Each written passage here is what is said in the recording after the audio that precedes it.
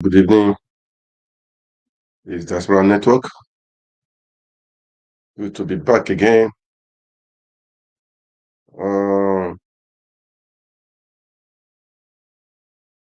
how was your day today, guys? Yeah, I hope everything's going on well. Okay. As I've always said, we need to encourage ourselves. Okay, let's keep on with the dream. Let's keep the hope on, and for sure, definitely, everything will be everything will be fine. Okay, everything will be fine. The things that know what you want, go for it. Keep on keeping on. Don't give in, don't give up. And you'll just be surprised, man, that everything will be cool. Okay. That is it. That is it. So this just for this evening, just to encourage you guys and to make sure we keep on the dream.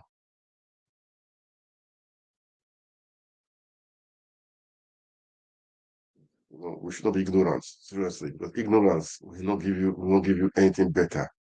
It's good to know what is happening around you, around your world, know what is involved, know what is you need to do, what the steps to take, and definitely the dreams will definitely come true if you don't give in, if you don't give up. Okay. You know, every situation, I would say, encompasses three dimensions. You know, your perspective, others' perspectives, and the truth. Your perspective may not be the truth. Other perspective may not be the truth, but there are three perspectives. Okay, your perspective, others' perspective, and the truth. Okay, so if you provide this truth, if you provide the truth, not just your own something else, so you will definitely overcome challenges and hurdles. Okay, that is one of the secrets, and that is one of the secrets. That is the truth. We have three perspectives: your own perspective, other people's perspective, and the truth. So, but the ability for you to take the truth will make you your dreams or your visions to be a reality. But if you have the ego, even when you are wrong, you say no, no, no, no, no, I will not take it. I will not take it. That will be a problem. And again, if you take people's perspective, you will get it wrong. So the truth is having the truth, knowing the truth, and using the truth. Okay, that is how it is, guys. So that is my advice this evening. So with that, I welcome you to Diaspora Network, and just just for us to share and to talk about a few things. All right, that is it. So definitely, Nigeria. I have to talk about Nigeria. I mean, Nigeria, really. That's how it is. I have to talk about Nigeria. Okay. Uh, that's our beloved country. Please, as you watch, kindly like, kindly share, and make comment. Okay. We see. What's been happening? It's a better gate, better gate, better gate. Well, she's not the only person there, but I've said it before. We should be critical. Let's look at it critically, really. Okay. Um, it was when they accused her, Haley Halima, when they accused her of the 44 billion naira that her case was brought up. So and now that case of 44 billion naira now has a bit died down. Her order is the better gate, which was about 4 something million naira. But that 44 billion naira now has died down. Do you see? So that means something is wrong somewhere, okay? Something is wrong somewhere. We should be critical about all this stuff, man. Don't let us not be clouded by some things, okay? let's be logical. Let's be critical. Let's face it. Let's analyze things critically. All right. It's better for us to analyze things critically and to understand things because now that Halima now her case has died a little bit. Meanwhile, that is the bulk of the money. 44 billion naira. And look at they said they recover 39 billion naira. And the case just died down. Died down. That's Nigeria for you. They brought out a person with a lower, I'm not, 1 naira is something, man. I'm not against that, but what I'm trying to say, now they've covered up that Halima a little bit. I'm not saying it's recovered. EFCC is still on it. I think they recovered 39 billion naira. But the truth of the told, why was Betta own came out just at the same time? You know, so let's look at it critically, sha.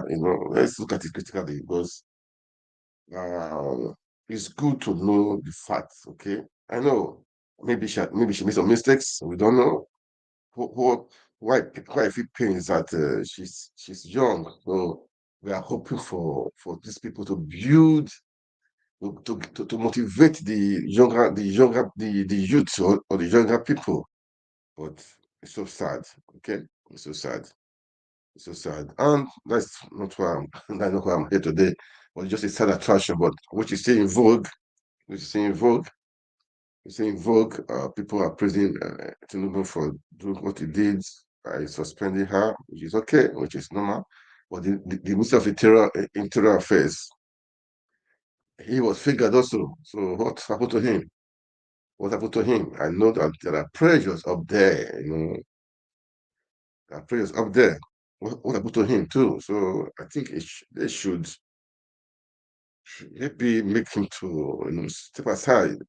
I mean, for a while, so that the case can be investigated really because the company has signatory that is a major shareholder. Well, I don't know how job they did. They want to benefit all those money. So man, anyway, so we had some 2 days ago or so. What is his name? Odojo Okupe resigned from Labour Party, the Free World, was the former DG of Labour Party, and voila. I posted it on my on the wall. Voila of all people, that one he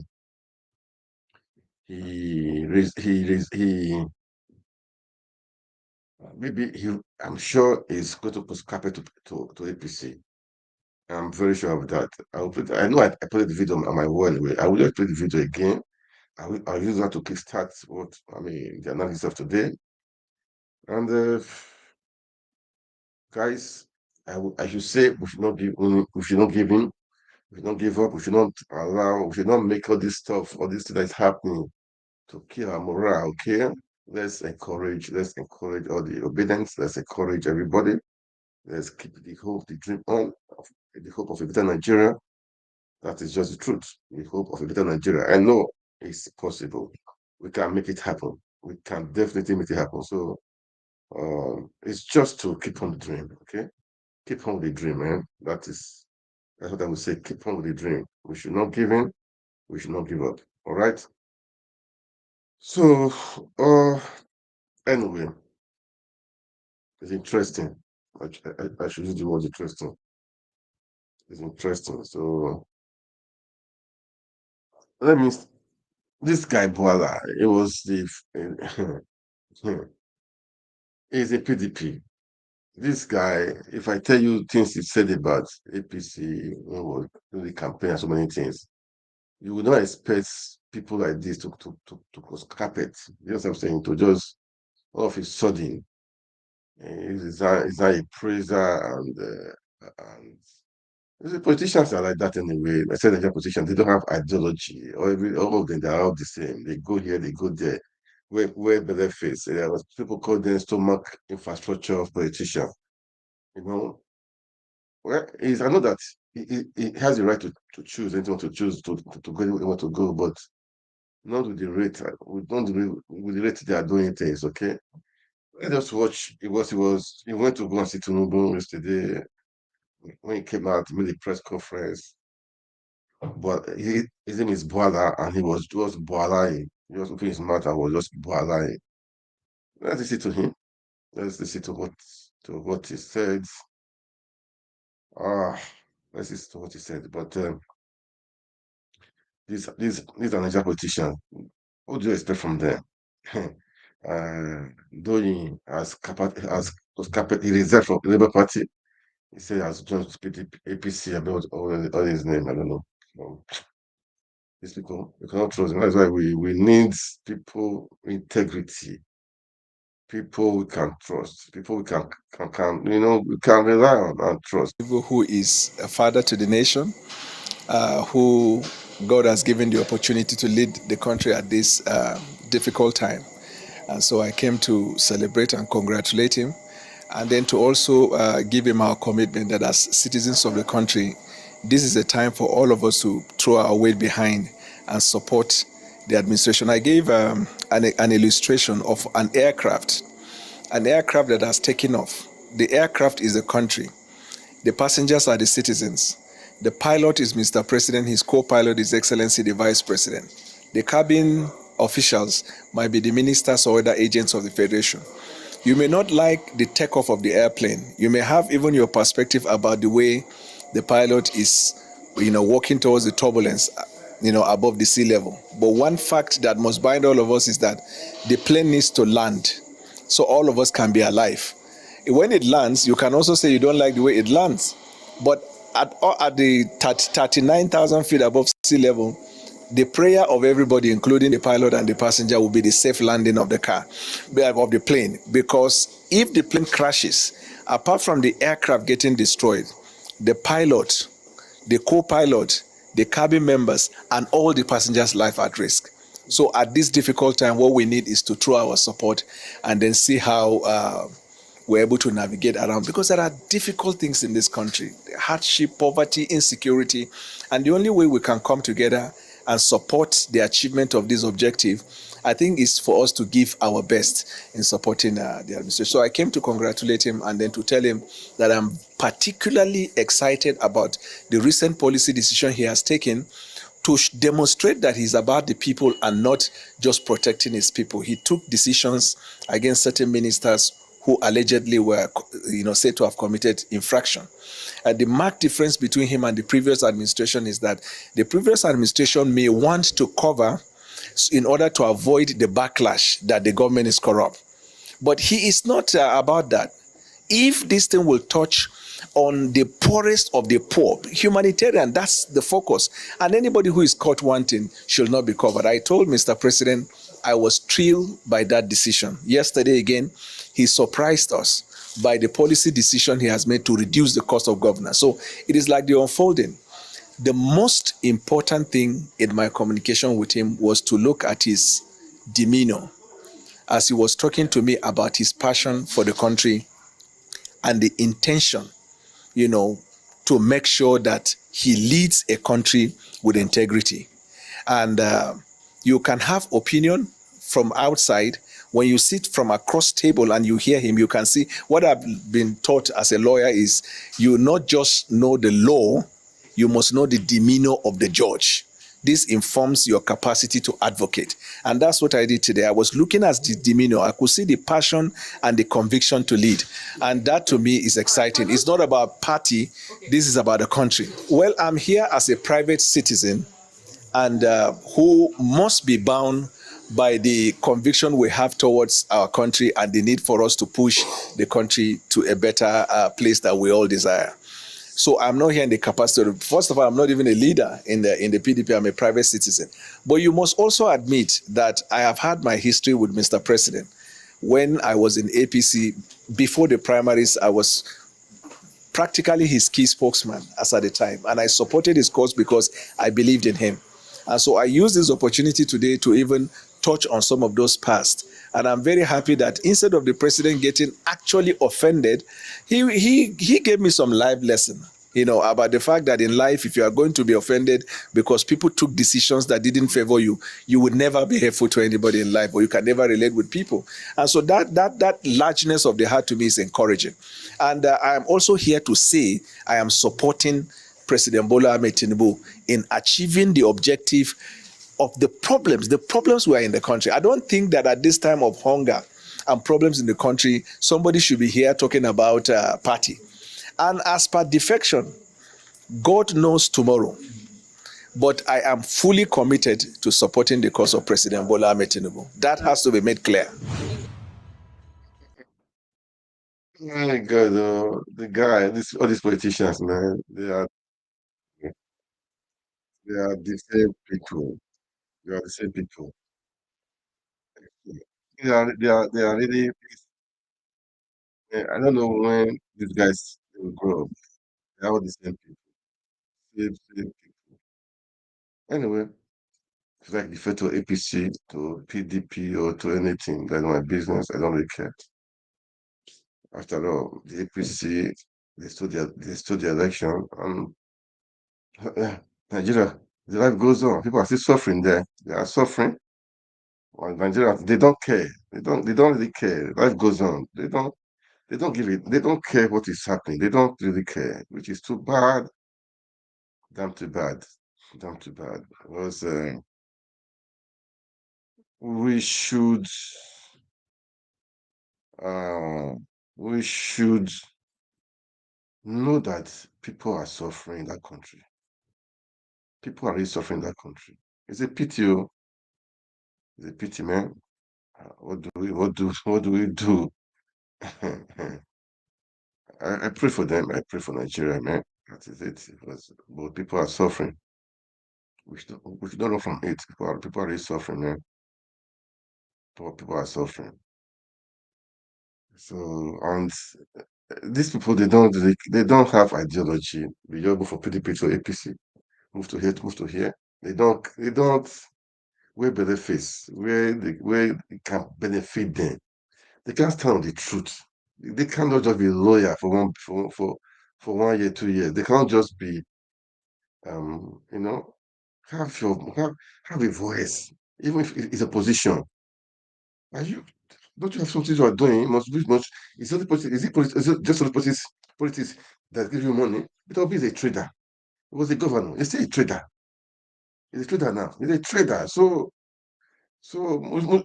that guy, but like you said you are a lawyer. So why can't you go to your chamber and be doing something? Be a consultant. I know you have, and I believe you guys are doing, but must you be must you into politics? Go save our country, man. Go save our country. That's what I would say. But it's just a pity that people they are just doing their own. They don't care about the future of the country. It's too bad. They done too bad. Okay. Let's see to Arise analysis. I like Arise analysis with their. Let's listen to the analysis and um, this about that article's aid and Edu suspension too. Let's talk about it. Let's analyze. Let's hear some few things. All right. Let's hear for few things. All right, guys. Let's watch. To supporting the Tinubu administration. Boala, who has been a strong critic of the Tinubu administration, while speaking to journalists, said he visited the president to celebrate and congratulate him for leading the country at a difficult time, as well as commend him for the policy decisions that he has taken so far, which demonstrates that he is for the people of Nigeria. So I came to congratulate him and then to tell him that I'm particularly excited about the recent policy decision he has taken to demonstrate that he's about the people and not just protecting his people. He took decisions against certain ministers who allegedly were, said to have committed infraction. The marked difference between him and the previous administration is that the previous administration may want to cover in order to avoid the backlash that the government is corrupt. But he is not about that. If this thing will touch on the poorest of the poor, humanitarian, that's the focus. And anybody who is caught wanting should not be covered. I told Mr. President I was thrilled by that decision. Yesterday again, he surprised us by the policy decision he has made to reduce the cost of governance. So it is like the unfolding. The most important thing in my communication with him was to look at his demeanor as he was talking to me about his passion for the country and the intention, to make sure that he leads a country with integrity. But you must also admit that I have had my history with Mr. President. When I was in APC, before the primaries, I was practically his key spokesman as at the time, and I supported his cause because I believed in him. And so I use this opportunity today to even touch on some of those past. And I'm very happy that instead of the president getting actually offended, he gave me some life lesson, about the fact that in life, if you are going to be offended because people took decisions that didn't favor you, you would never be helpful to anybody in life, or you can never relate with people. And so that largeness of the heart to me is encouraging.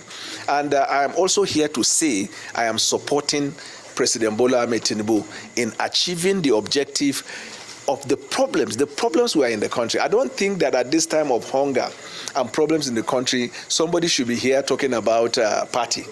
And as per defection, God knows tomorrow. But I am fully committed to supporting the cause of President Bola Ahmed Tinubu. That has to be made clear. Voila. Okay, he has gotten a lot of reactions. Well, you made a lot of good points there when you talked about President Tinubu's large heart, and he's had his history with President Tinubu. But a lot of people are saying, Daniel Bwala, are you defecting or not? Just state it clear. And it's a big problem. It's a big indictment of the PDP at this point. Let me take Baron's tweet. He wrote, Atiku Abubakar and the PDP are very unserious duo. Daniel Bwala decamped from the APC to the PDP on Friday, July 28th, 2023. 5 days later, on Tuesday, August 3rd, 2023, Atiku Abubakar appointed Daniel Bwala as his presidential campaign spokesman.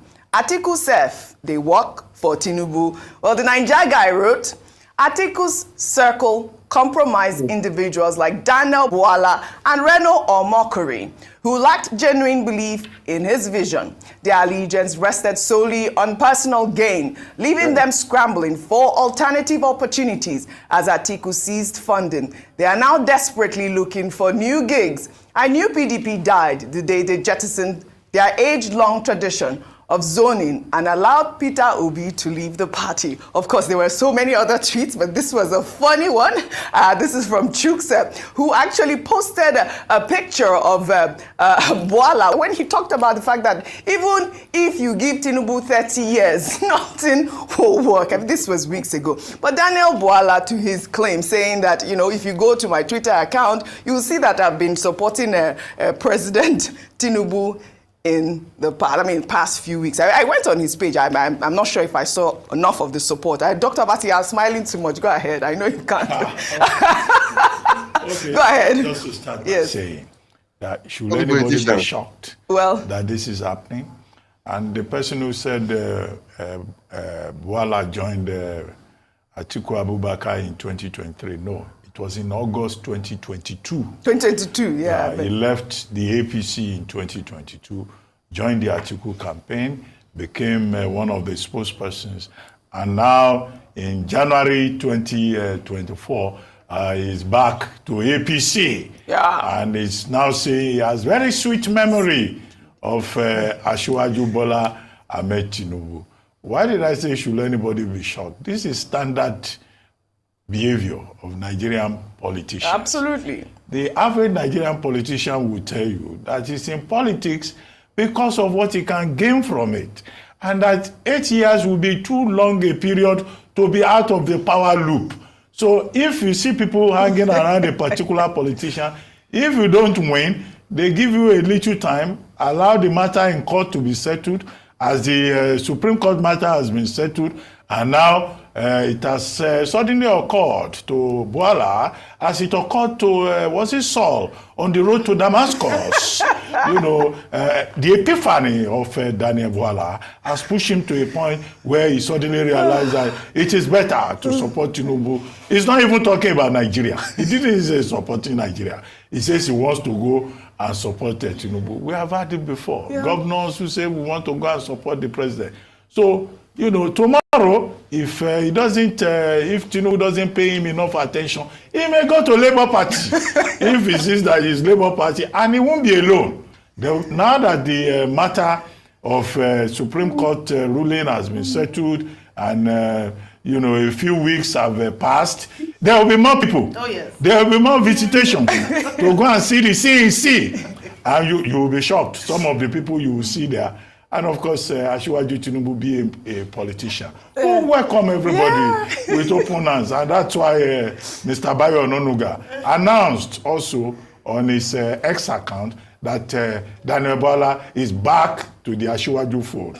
So it's only a matter of time before he goes back fully and he declares, and he may even assume a new role as spokesperson. Absolutely. For Tinubu, believing that everybody will have forgotten. Right. The only thing that Daniel Bwala needs to worry about is that the internet does not forget. Absolutely. And that's why somebody has brought out that post that only 2 weeks ago, he was still saying nothing will work. 30 years.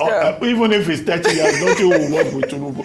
But now, in less than 2 weeks, he has, or is it, in less than 2 weeks, he has changed his mind. Yeah. Now he's saying that President Tinubu is the best thing since the invention of toothpaste. Yeah. Now, Daniel Bwala used to appear regularly on this program. Yes. And he has one favorite proverb in Yoruba, even if it's Yoruba, it's not so smooth. Kokoro tinje efo inu efo lo wa. Kokoro tinje efo inu efo lo wa. He was always saying, well, the kokoro that I know, I have read a tweet like that. The kokoro that Ebola is talking about now, that insect that devours vegetables is now in his own pocket. Kokoro tinje efo inu efo lo wa. So we now know where that insect is now. Yes. Maybe the insect has now moved to the Tinubu side. No. Whether they will allow the kokoro that is taken there to devour their own vegetables remains to be seen. Absolutely. But this is standard political behavior in Nigerian politics. The politics of opportunism, the politics of the, let me not use the popular phrase, alimentary politics. That sounds a bit elegant. Yes. But the meaning is obvious. But, you know, he commended the president for his policies and the swift action, you know, that he took to fire some of the ministers. There will be more commendations. Let me... But he did right. We commend Tinubu for that. Meanwhile... Good.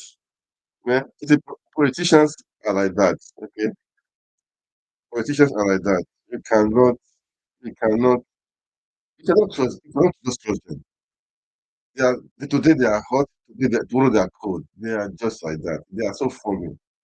They are funny set of people. We should all know that. So Doyin Kukubi has did his own 2 days ago. Look, there was a post I posted on my page. I said, maintain your integrity, don't do like them, do like them, don't do like them. So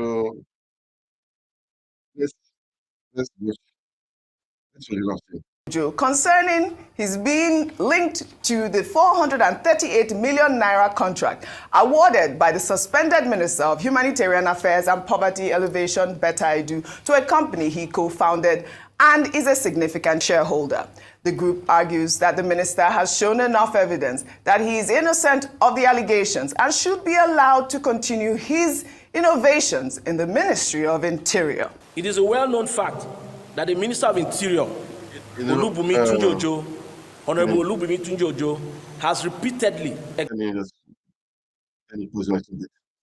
You know, this same guy, this minister is the guy that was if you remember the NDDC interrogation when they said off the mic. He was the guy that was the chairman of that committee. When Akpabio wanted to say, you all people, you are all involved in the contract. He was the one that was saying off the mic. Because see, these people, they are criminals. They are criminals, man. We just will tell them, Nigerians, we should wake up. We should just wake up, okay? We should wake up. I don't know why they are like this. We should wake up. This guy, all of them, they rotate themselves. Let's Let's continue again. Whether they are paid or not, they are calling, they are standing behind Tunji Ojo at this point. But meanwhile, the presidential candidate of the Labour Party in the 2023 elections, Peter Obi, has called for everyone culpable in the Betta Edu scandal to be brought to book. Taking to social media, Peter Obi, in a post on X, said Betta Edu's suspension is a welcome development and called for a comprehensive investigation. His tweet reads in part, "It is insensitive for those entrusted with funds for public welfare to literally steal from the poor. I'd like to add my voice with most Nigerians concerned about accountability in government and judicious use of public funds. I welcome the suspension of the Minister of Humanitarian Affairs, Ms. Betta Edu, and subsequent directives for her investigation. While the action of the government is a welcome development, the investigation must be comprehensive so that all those culpable are brought to book." I do align myself with Peter Obi's tweet because he has said all those culpable, because it is money for the poor. Yesterday, we condemned in strong terms Tunji Ojo's involvement in this whole transaction. Yeah. He is the owner of a company that received funds from this scandal by the Ministry of Humanitarian Affairs. And I do think that he should also do the right thing by stepping aside. Absolutely. So the group is called the Civil Society for Good Governance, CSGGG. And you would see anything play out in Nigerian politics. No matter what anyone has done, you would see people stand up for them, and you see others who condemn their actions. It is their right; they are able to do it, but it just again speaks to their credibility and integrity. And then the Nigerians have the opportunity to judge as to whether they want to take them seriously or not. The basis for which they are supporting him, very ridiculous, and it's interesting because one of the things that they've said on their website is that they are there to improve service delivery, to inform the people, to improve knowledge that guarantees standards in service delivery. And this doesn't demonstrate what they aim to do in terms of improving knowledge, because what they've demonstrated is actually ignorance in this matter, saying that because it's just like childhood talk. So let's leave that. But I'll go to what Mr. Peter Obi said, and which is very correct. And this is what he's echoing the calls by a number of people. Dr. Betta Edu didn't act in isolation. And if this situation is going to be used as a deterrent for future occurrences, then there must be all the people who were involved in this must be brought in to be questioned, and whoever is found culpable, even including, I said this when this news broke, the Accountant General of the Federation. Yes, she quickly extricated herself and responsibility, saying that she'd given advice I shouldn't have. I said that, why wasn't it reported? Why wasn't a whistle blown around this? You can't just say that I'm not there. But what did you do to ensure that the monies that was requested wouldn't go through? So those are some of the questions, and people have raised a few questions around that. They also talk about the fact that even civil service, the directors, the permanent secretary, the staff members also be brought in for questioning. Absolutely. And if found guilty, she shouldn't be the only one who should take the fall. Yes. And then goes back again to Mr. Olubunmi Tunji Ojo. As much as we expressed our pleasure in what he had done and commendation for the great work he's done, but we said that due process must be followed. The law is the law. If he's found culpable, unfortunately, he also, as a deterrent and a demonstration of a strong commitment to the fight against anti-corruption, must also face the consequences of his action. No one is saying he's guilty yet until the investigation is concluded. What we're saying is that if anyone, irrespective, because nobody is above the law. That has been established. If anyone is found culpable, it must be done. Now, let me just say a little thing about Daniel Bwala, because I've just been laughing. And Dr. Mati, I don't even know what to say. But the truth is that beyond him saying that, beyond that 30-year thing, he said that people had been suffering since this administration started. Yes. However, Oji, you would notice that post-inauguration, May 29, his language changed to more of offering advice to this administration. So perhaps his body language had given an indication to the fact that something was about to happen. A few days ago, Chief Donye Kukbe too said that due to ideological differences, he was going to resign from the Labour Party. They are free to move around. But what I think we should also note, even though we laugh about this, is that it should also speak to the integrity of these men. Yes, this is business as usual in Nigerian politics. But if we are looking to change the game in Nigerian politics, we must must also demand better and more from these people. He spoke here a number of times, bringing down Tinubu's manifesto, saying that he was dead on arrival, saying they should back Atiku. And then a few days later, a few weeks later, he's now coming to say that now Tinubu is the best thing since sliced bread. Yeah. It speaks a lot. And this is the kind of politics we're playing that we're not serious yet in Nigeria. All right, Dr. Batti, Olubumi Tunji. Generally, this is part of the hazard, that we face as media people. We give our platforms to all kinds of persons. We promote all kinds of persons. We carry microphone, we put in the mouths of people who, may not even know what they are talking about. But of course, we are in the business of content. So we listen to all sorts, including those who are intelligent and those who are dumb. Now, which is where am I going? It's very easy in this country to rent a crowd. Yes. Some people now are sounding like a rented crowd, saying Olubumi Ojo should be allowed to continue his work. I've also had some people reading ethnic statements saying Betta Edu is our daughter. Give her another chance. Niger Delta. Look, people, can't they use their brains? This is not about ethnicity. Yeah.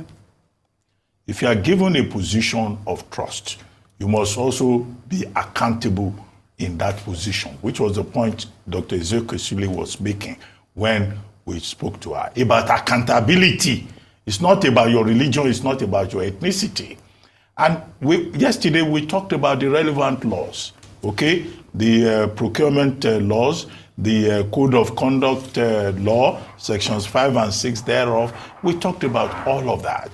People are in a fiduciary position. They have fiduciary responsibilities. It's not a question of where they come from, which is why I agree with the points made by Mr. Peter Obi, that the suspension of the Minister of Humanitarian Affairs is in order, and that it is a big scandal, that at the same time that Betta Edu is being investigated, and the minister who was there before her is also being investigated. The person in charge of NSIP. And he made the point that let not the impression be created that the Ministry of Humanitarian Affairs was created so that people can use it as a conduit pipe. Yes. And then you say you are doing poverty alleviation, calling the name of the poor in vain. Unacceptable. The same argument made by Mr. Peter Obi and others applies also to Olubumi Tunji Ojo.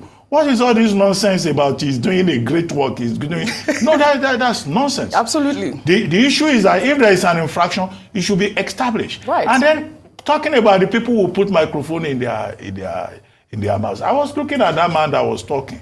The level of ignorance coming out of his mouth. Sometimes I look at people and say, some of these people, who are they? He was on Newsnight yesterday. Do they have children at home? Do they have wives at home? Look, let him be educated. Yeah.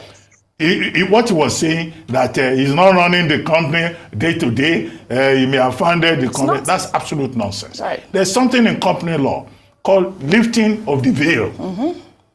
And the locus classicus here is Solomon versus Solomon.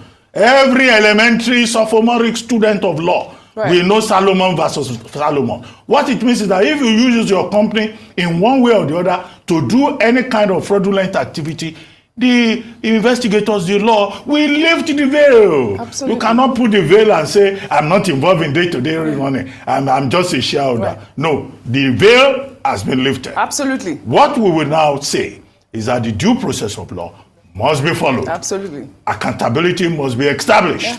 And I repeat what I said yesterday. President Tinubu must not take the bullet for any of his appointees. Absolutely. And I would like to leave off by giving this example of Bath Naji. I believe he was appointed power minister during President Goodluck Jonathan's tenure. And, he was found that he had connections with some electricity company that were bidding at the time. And in 2012, he had even resigned his position before he became minister. In 2012, they found out that he had that connection and he was forced to resign. So it is very important that people just accept this in a dignified way. I think Olubumi Tunji Ojo should do the credible thing and step aside while the investigation takes place. We'll take another story. See, I said it. That Olubumi, he was the one in charge of the committee that investigated the Senate chairman. As well was the NDDC chairman then. It was what I was saying, off the mic. These guys, they are all corrupt, man. They are all corrupt. Nigerians, they should wake up. Nigerians should, they have better wake up from the slumber, because this is not this is not just right. Okay, this is not just right. It's not right. I believe we can do better. We can really do better. All right. So for me personally, we should all wake up. We should all wake up. Okay, we should all wake up. Nigeria is too big for us to be joking with. It's too big for us to be joking with. These people they are jokers. They are jokers. We cannot, allow this stuff to be going on. It's not just right. It's not just right, okay? It's not just right. That guy, he need to step down. They said he's doing a good job in the Ministry of Interior Affairs. But this thing, he has been implicated in this better gate. So he need to step down. He need to step down until we have a thorough investigation. If he's free, they can come back. That's how it is, man. Better Edu have suspended. The same thing. Look, she was not involved alone. That is the truth. As I said before, 44 billion naira that was stolen right now has died down. Meanwhile, her own is just 400 something million. So you see, there are many things happening. Many things happening. We should not cover up things, then use her as a scapegoat. No. Everybody that is involved in it. Because I said I had a yes, she will talk. Many people are involved. She was just used. Maybe she was naive for her to allow herself to be used. Yeah, I say she was naive for her to use her. She should be she should have been smart, man. She should be smart, smarter than this stuff. Anyway, they are all repeat their rewards, all of them. That is the truth, which is good. I like this stuff that is going on. I like it. Let them. This government was not built on credibility. We all know that. So I don't really care about them. What I care about having a good Nigeria, making Nigeria work again. People, integrity. What do you expect? If the head is like that, what do you expect the body to be? It's like that, man. If the head is good, this is will not be there. I mean, before you shake, before you cough, you have to say, man, the guy at the top. If he hears something like this now, what is going to do? But we know that the guy at the top, if you don't do anything, and I think it's not the social media that is carrying all this stuff now. Nothing would have happened. Okay, nothing would have happened. So because social media, that is carrying, that is why they just have to act. Anyway, I listen to Koneto Koko. What he had to say about the Kukwe and some other people and some other things. I want to listen to. Let's listen to Koko. To Koko, as you are talking, I hope you are not on the way to go out. I hope you're not on the way to go out. Yeah, because people are like that. People are like that. People are like that. People are like that. So let's listen to. Let's listen to.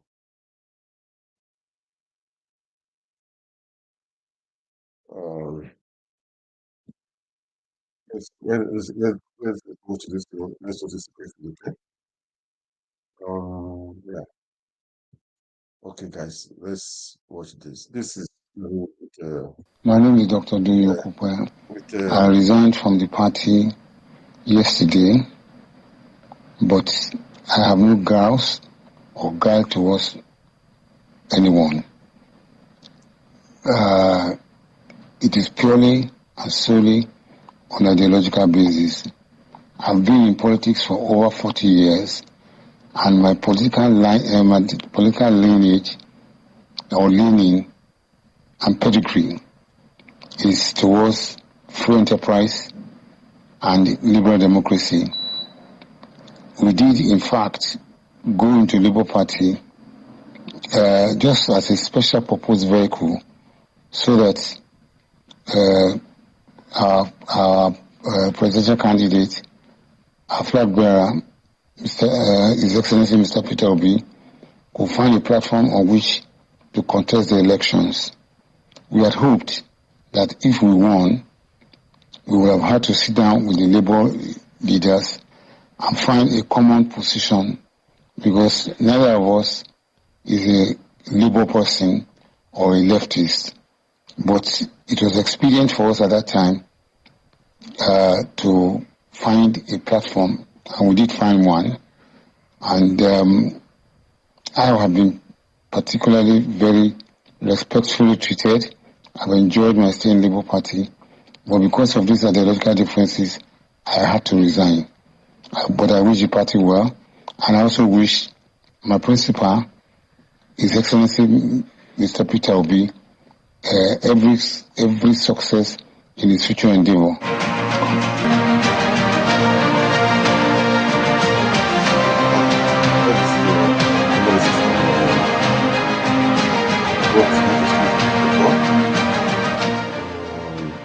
Okay, welcome back. Well, yes, indeed, Mr. Kenneth Okonkwo joins us here this morning, spokesperson of former presidential candidate of the Labour Party. Good morning, and thank you for coming on today. Thank you very much. Thank you for inviting me. Yeah, by the way, Nigerian. I was talking about 5,000 naira for third-party insurance. No, I've been corrected. It is actually 15,000 naira for third-party insurance. So multiply that by, say, if a state has 10 million or 15 million people who have registered.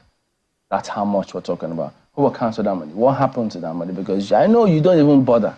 After you register, you pick and just say, please, let them carry their wallet and go. You don't do anything with it. Where does the money go? And when you I think the most annoying part, Chamberlain, is that when something happens to your car, nobody knows when you actually claim that money. People still find themselves fixing the cars. Because if we know that insurance truly works, especially the third-party insurance, whenever it is you find car mishaps on the road, we shouldn't see people coming down and fighting. Yeah. It should be a case of I know I have at least third-party insurance, you should be able to take care of fixing your car. It's just that these days, when that happens, you first of all think, what can 15K do now with this accident? No, that's not how it works. That's not how it's supposed to work. It's the minimum you pay, but whenever it is that something happens, there should be an allowance, within which you should be able to fix your car. Yeah, but third-party insurance. Guys, sorry. Let's let's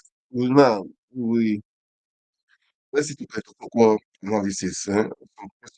Interesting response to some interesting answers to questions. Okay, that is what we need to do. Okay, all right, guys. Let's listen to Coco. All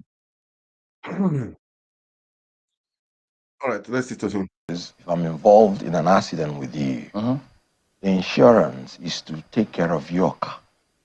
That's why it's called third party. Yeah. Now, insurance is a business strategy where the fortunate helps the unfortunate. So it doesn't mean their liability is going to be restricted to 15,000. Indeed. They ought to take care of the car. That is why you pay, whether you have accident or not. So the accumulated money, when you become unfortunate, they ought to take care of it. Wait, doesn't it elapse after a year? No, that's what I'm saying. So you just pay it every year? Yes. So what if you pay for 5-10 years? Without having any accident, it's their money. That is why they would have to come to your aid to take care of all the liability, not just the 15,000. So the fortunate pulls money together to help the unfortunate. I like what they say. Test the law. Exactly. Go there. Go out there. Exactly. Thank you for that clarification. No, that's why it's good to have lawyers in the studio. I actually read business administration before reading law. So you see. Okay, now another lawyer was in the villa yesterday.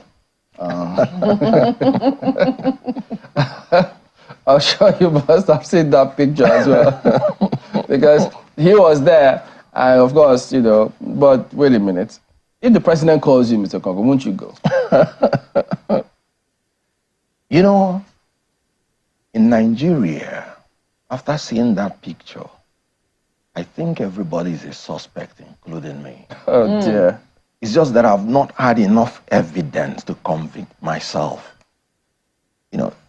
There's nothing wrong in seeing the president. You don't say no to a president. But there's something wrong when you sycophantically make a 360 degree to all the principles you say you hold dear. What have changed? Now, the president is the commander-in-chief of the armed forces. He has the right to command me to come and see him. I would not have a choice in it, but I would have a choice to what I would say. I would have a choice to my demeanor when I had finished seeing him. What he cannot command is what I would say. But if he says I must see him, I have to see him. He's in charge of the security of myself, including me. You have to respect the office of the president. From where I come from, there is an adage that when you're giving a message to the king, you can deliver the message. But when you're told to go and carry the king, you cannot go to carry the king. So it is really very pathetic. In other words, they may say politics is a game of interest. Your brand of politics doesn't accommodate this kind of interest. The game of integrity. You're driven by what was your intention when you decided to join politics. I couldn't have left my comfort zone as a movie actor, a pioneer one for that matter, to come into politics and begin to be sycophantic. What else do you want to give me? Fame? Fortune? I believe before you get into politics, you should have minimal of all these things so that you wouldn't be thrilled by them. I would prefer to be called Kenneth, the servant. There is a need that you have to live your life in service of God and service of humanity. That should be the only force that should drive you into getting into politics. You said you didn't like Muslim ticket. You left on your own volition. Has the Muslim ticket been solved? If you are talking about corruption, now there are two beautiful achievements this government has achieved since they came into power. Give it to them. And that is consumption and corruption. So, would you say these things have been addressed? What would be your reason to getting into the ruling party? How can you convince people that it is not because of the quest for power and quest for money? You should be able, whenever you want to make a move, why do you want to make the move? It is not the move that is the problem. Even in court, even in judgment, they'll tell you it's not the ratio that is the problem. What was the reason for the ratio? But, yeah, okay. Well, I was just thinking, my mind was traveling quite a bit because, you know, you've said a lot of things. You've talked about integrity. You've talked about even your own motivations for moving. First, for joining politics, I mean to say, first I was just wondering, and this is just an aside, you know, whether or not it is not possible to be a movie actor at the same time be a politician. Are there two things that are, you know, mutually exclusive? No. So you could still have continued in your career? Absolutely. But you see, most of these jobs are jobs you cannot delegate. As an actor, I play the lead 98% of the time. Mm-hmm. I'm expected to come first. I'm expected to go last. Serving the people is a full-time job. You can be called at any time. If I leave the movie set, everything will stand still until I come back. So at a certain point, I was combining both. And when I saw that I was getting deeper, and both are going to suffer because you can't delegate either. And being a perfectionist, anywhere I am, I want to give my best. One has to give way. I see. Okay, so let me come back now, because you have also been a member of the APC. You defected from the APC to join the Labour Party. And I do not know what it was that made you join the APC, but I want to imagine that when you leave a party, you know, for whatever reason you leave a party to another party, the people there do not automatically become enemies, do they? First of all, I'm always not very comfortable with the word defection. I resigned from APC and I joined another party. You defect when you move from a party to another. Let's say you are a member of the National Assembly. And in Nigeria, you must be a member of a political party to hold any office. So there won't be any chance for you to resign. In that circumstance, you can defect. Good. But when you resign and join another party, that's not defection. Okay, because you're not holding any public office. Absolutely. Okay, so, well, but I think the point I was trying to make is the fact that the people you met there, yes, some of them are people that you would have made friends with. Till today, they are still my friends. Exactly. So it has nothing how does to do it work then? In APC. Yeah, how does it, I mean, how do you manage such relationships? Oh, beautifully well. When you relate on the intellectual plane, there's nothing personal about it. You can be entitled to your own opinion, but you cannot be entitled to your own facts. So when you are honest and you put the facts on the table, everybody says it. You may be surprised that Nigerians know the truth. They simply don't have the will to implement the truth. Those people that are running to go and shake hands, they know the truth. Because it was the truth purportedly that made them to leave the place in the first place. So if you are going back to the same place you left, purporting on the basis of truth, you better be able to convince people that there is another truth you have discovered that is non-existent. Okay, so it doesn't make you enemies at all. Okay. But it makes you to differ. Okay, so because a major defection happened from your party, Labour Party, to, well, I do not know that Dr. Doyo Kukwe has entered in any other political party. That's why you wouldn't use the word defection. Exactly. Well, so maybe major resignation. A major resignation. Let's just use the word. Let's use your term, resignation. No, but a major, leaving of a party happened within your own party. The former DG campaign manager of the Peter Obi and Dati campaign organization, resigned from the Labour Party. And he gave his reasons. He says it was on ideological grounds, that they had left a party, the PDP, a bit in a hurry, almost, and they were looking for a special purpose vehicle. And they found the Labour Party. For them, it was just a vehicle. The ideology, according to him, didn't quite sit well with them, but they figured, after we get to office, we can always figure that out. It didn't quite work out. And now this is where he is, and he's finding that he's unable. He's not exactly a leftist. That's what he said. And he doesn't think that he believes in market principles. So he's resigned from the party. But it doesn't appear that the Labour Party is saying it his way. They think that he has something up his sleeve, and that, this is about politicians not being truthful. Why do you think the Labour Party is quick to reach a conclusion like that when he hasn't exactly joined any other party? Well, first of all, he has the absolute right of freedom of assembly and freedom of association. It is his fundamental right. So I respect it, and I wish him well. Now, I wouldn't have had anything against it, but I have reservations on the reasons he gave.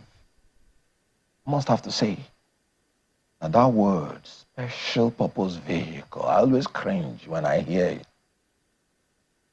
Because when we were in the process of campaign, I remembered one tape that was exposed by one Michael.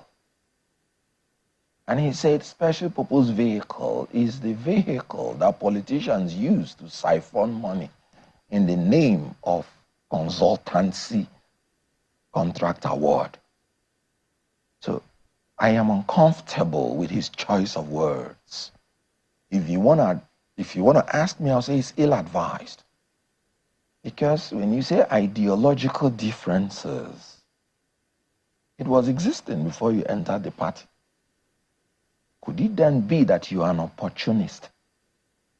Because you said, and I'm talking about what he said, the only reason you entered was to go and contest the election.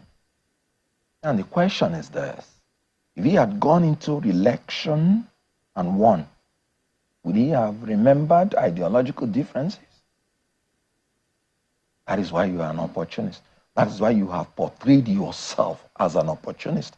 So your whole idea is to go in and win election, not ideology. Was there any consultation within the party? Were you aware of any before he made that decision?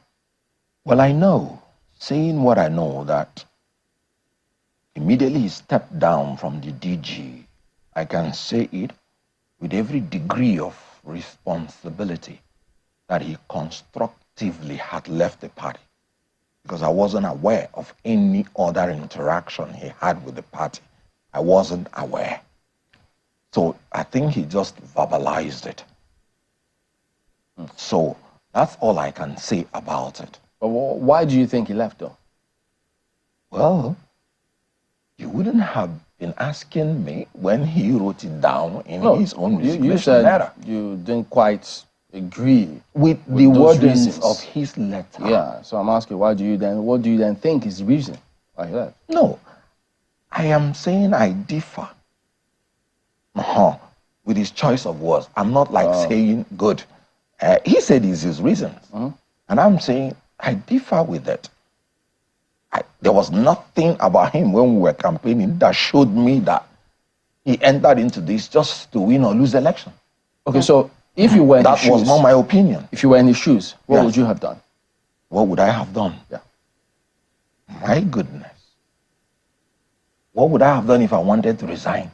If I was in his shoes, at his age, I would be thinking about how to go and stay with my grandchildren. Maybe. If I believe, because he has sampled all the parties, and he said he's a rightist. I wonder which party in Nigeria now has a clear ideology of right or left. So it's interesting you say that, because, I mean, only yesterday, a colleague of mine, on the sister program, Politics Today, interviewed Professor Patutomi, and on his mega party plans. Professor Patutomi is no stranger to you, and he was talking about the state of political parties in Nigeria and how, parties do not exactly have ideologies, and that's why we see these defections or resignations, if you prefer. Resignations. That's why I'm surprised. And he was talking about how in South Africa, the ANC, how party policies, government policies are discussed even at the ward levels. So when politicians have this thing about, other people having, there's some politicians who have said, look, I'm in this political party, I don't intend to leave this party. I don't care how it does. This is going to be me till the day I die. There are politicians who have said that. Politicians who have said it, and we're not quite sure where they are. But there are politicians who have stayed true to themselves. Let's put it that way. And there are those who say, look, I agree with this party today, but I see that it no longer fits with my ideology or what I personally believe, and I move to another party tomorrow. Do you think that those politicians should be condemned, given the fact that you have just admitted that there's basically no ideology to, a number of political parties in Nigeria? Good. I did not say there is no ideology. I said there's no clear-cut ideology. And then people mutate according to different reasons. You will see a president who will go in and he has a different ideology from his party in Nigeria. And the party will become confused. APC, for instance, if you read their manifesto, you'll be so thrilled. And if they had followed the manifesto, there wouldn't have been any reason they wouldn't have achieved their objectives. They talked about restructuring. They talked about state police. They talked about 1 naira to $1. And if they had followed those steps, they would have arrived at the decision. Then a president came in and said, sorry, I don't even know what you're talking about. So there is no dedication. There is no determination. There is no discipline. When you don't have this, Sorry. You cannot have consistency in creativity that will give you the objectives that you want. So it is in a state of flux. That's why when I hear somebody saying ideological differences, which one? So what we have in Nigeria now is that you identify a politician that you believe has the commensurate character, competence, and capacity that you know can generate the ideas that can solve Nigeria problems, not the issue of party. Because you have to establish party discipline first before you can say the party can, impose its will on its elected members. That we don't have. When people are elected in Nigeria, they become leaders of the party. And what the party had in mind electing them becomes secondary and subordinates itself to their majesty. So because of that system, it is better if you're looking for a new Nigeria, for instance. That's the only reason we entered Labour Party, to identify the politicians that have these qualities, irrespective of whatever they have in their manifesto. Recall that when I was the former presidential spokesperson, I did tell Nigerians, please ignore whatever is in the manifesto. Whoever wants to be your president must come and sit down and tell you what he has for you, and you cross-examine him. In absence of that, whatever you see in the manifesto is just the beautiful, brilliant work of one professor somewhere that will end up in a dustbin. And quote me on that. Ayo. Well, thank you, Chamberlain. Well, Mr. Okonkwo, okay, let me use legal language. I put it to you that you have looked at my script as an actor because you have taken from my script to say some of the things. Particularly, I suddenly love that script because it's an interesting one. First, because I was actually going to ask for plagiarism. Don't worry, I won't sue you, I promise. But I was actually going to take you up on the issue of ideological politics, and I'm glad you mentioned it and Marco followed up on that. Maybe we should take that a little further. And I always make this reference for those who are not aware of where we are coming from politically in Nigeria. In the First Republic, we had such clear ideological political parties that it was difficult for anyone to just jump from one party to another. In the Second Republic, it was the same. I don't recall the process by which someone would just jump from one party to another, confusing their own followers and all of that, and just saying, well, my people said. In the Third Republic, it was just two political parties, but it was also very, very clear. In these three republics, we had the supremacy of the party. We had the chairman of the party being the overall boss, and the president or whoever was elected was subordinate to the party. Now, that has greatly changed. The funding of political parties is equally as difficult because back in time, it was the people that funded the political parties by their contributions. How do we get back there? In a way that it's not just one leader of the party, as you said, who is an elected official that governs and rules over everything, as opposed to the party leading the charge of what they promised Nigerians. The way we will get back to that is rule of law. In Nigeria, elected officers are the first malfeasants. They are the first culprits that break the law at will. The laws are there. Even in the party constitution, the laws are there. But once somebody catches any political power, he sees himself as being above the law. You can imagine, you catch somebody driving the wrong way, and he will boldly tell you, I am a soldier. And it's irresponsible of you to catch me driving through the wrong way. This is the mentality. If we can implement the rule of law equally on everybody, that is the only route to get back to that.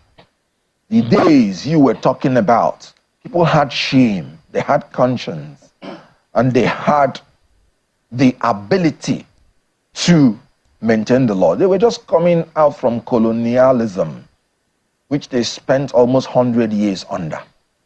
And it has already been entrenched in their DNA that you obey the law or you pay the penalty. So that is just what is happening. Indiscipline. Okay. Corruption. Carelessness. Okay. You are a member of, okay, let me just be clear. Are you a member of the Labour Party?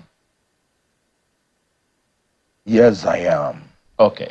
Can you give us an example of how it happens in the Labour Party, what things you think need to change? Because people hear more of the candidate, the presidential candidate of your party, than we hear of the chairman of the party or the other officials of the party. And then also talk to us about the funding of the political party, because that's another very, very intricate thing that determines to a large extent the ownership or leadership of the party. Well, like I told you, do not think that Labour Party is exempted from indiscipline. You know, before Peter Obi came into Labour Party, they didn't have much of elected officers. So you can only test the level of their discipline after we have now had some members that are elected. When this government wanted to corruptly enrich the members of the National Assembly by giving them 165 million naira each of 100% imported SUV, the Labour Party kicked against it. The Labour Party said, no, we don't want this. Nigerians are too hungry to afford this. But not one of the elected representatives of Labour Party, not to my knowledge, came out to forcefully say, my party has said this, and I'm not part of it. That is what we're saying.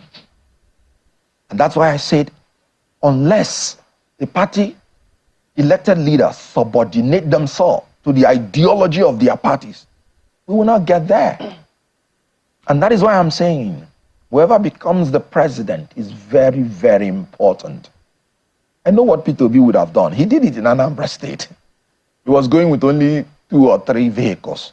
He would drive himself to the filling station, and they will fill the cars, and he will pay. He will bring out money as governor and pay for it.